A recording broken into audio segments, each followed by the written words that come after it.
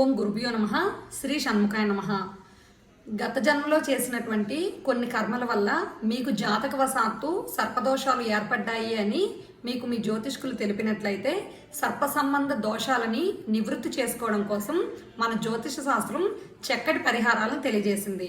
అదేంటంటే మంగళవారం నాడు జంట నాగులకి అభిషేకం చేయించుకునుట, సుబ్రహ్మణ్య క్షేత్రంలో పాలతో అభిషేకం చేయించుకునుట, అదేవిధంగా సుబ్రహ్మణ్యేశ్వర స్వామివారికి ఈ ఎర్రటి పట్టు వస్త్రాలని సమర్పించడము, జంట నాగులకి పూజ చేయడము, ఇంట్లో బంగారంతో కానీ వెండితో కానీ చేసినటువంటి నాగప్రతిమకి చక్కగా పూజ చేసి దాన్ని ఒక సబ్రాహ్మణుడికి దానం చేయటము, అదేవిధంగా తిలలు దానం చేయటం వలన సర్ప సంబంధమైన దోషాలన్నీ తొలగుతాయని మన శాస్త్రాలు తెలియజేస్తున్నాయి.